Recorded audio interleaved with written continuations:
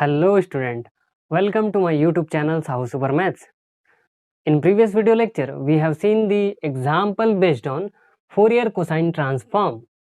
In today's lecture, we will see most important example of RTMNU Summer 16, which is based on Fourier sine transform. So let's recall the definition of Fourier sine transform.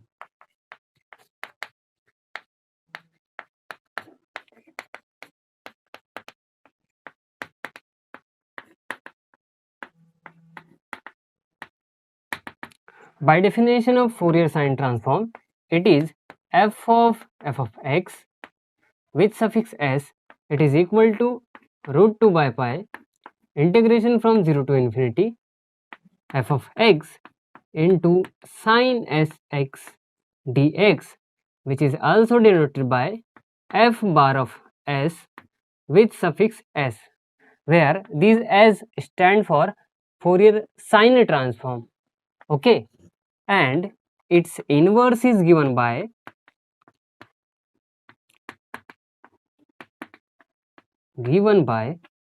original function f of x, which is equal to root 2 by pi integration from 0 to infinity f bar of s with suffix s into sin sx ds.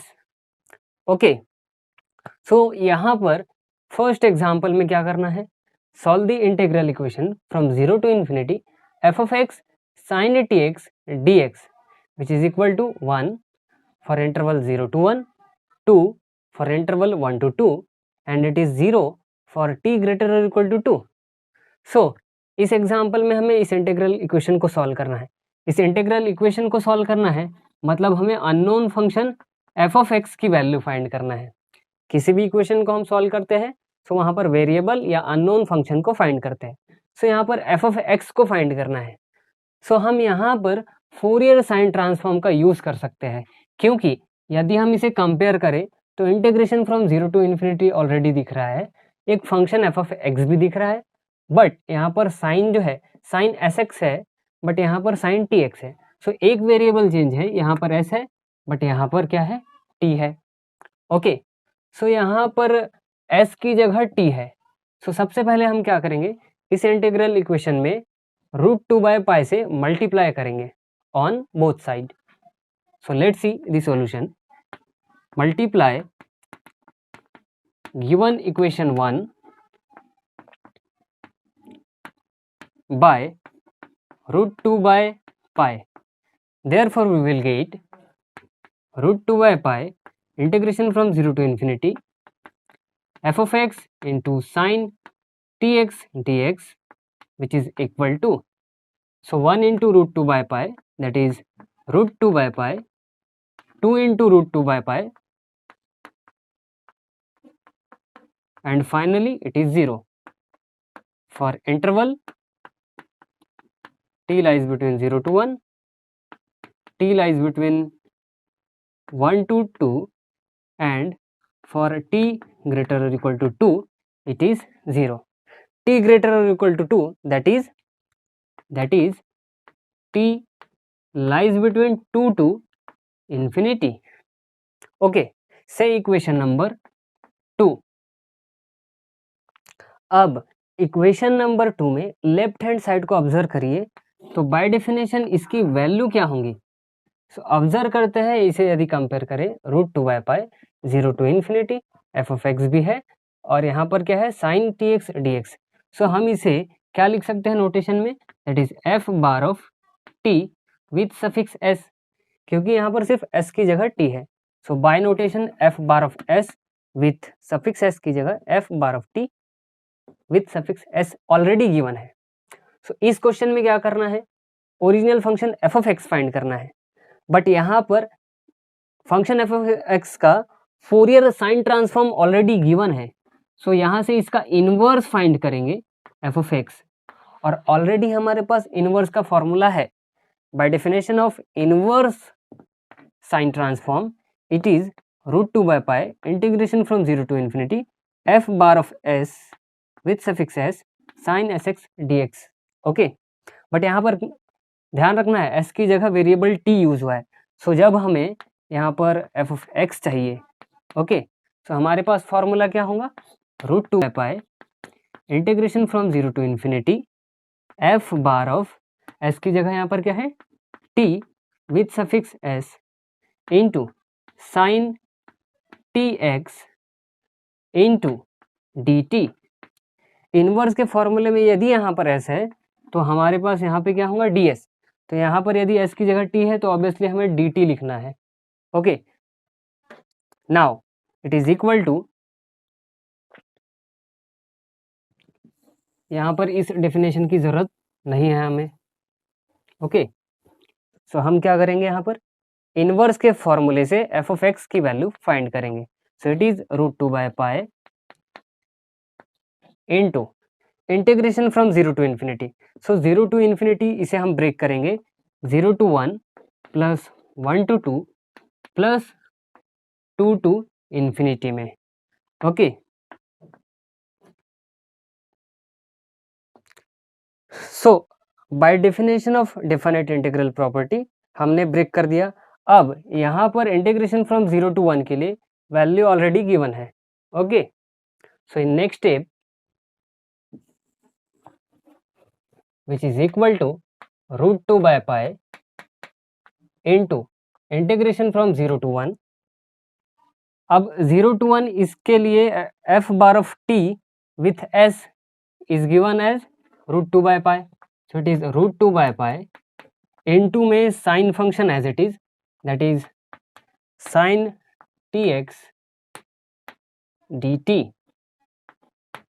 plus integration from second term that is 1 to 2, और 1 to 2 इस interval के लिए value क्या है हमारे पास 2 into root two by pi into में यहाँ का जो फंक्शन है sine T X as it is D T plus integration from 2 to infinity.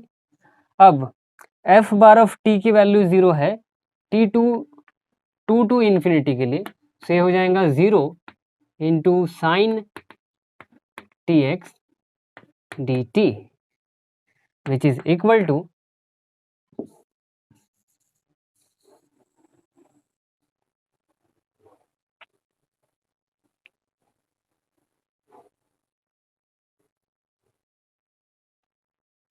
Now it is equal to root two by pi हर एक टर्म में प्रेजेंट है। So suppose root two by pi हमने common निकाला, so root two by pi into root two by pi that is 2 by pi into integration from 0 to 1 sine T x D t as it is plus यहाँ पर ये common निकालने के बाद क्या बचेगा 2 into integration 1 to 2 sine T x D T plus last term हो जाएगा 0।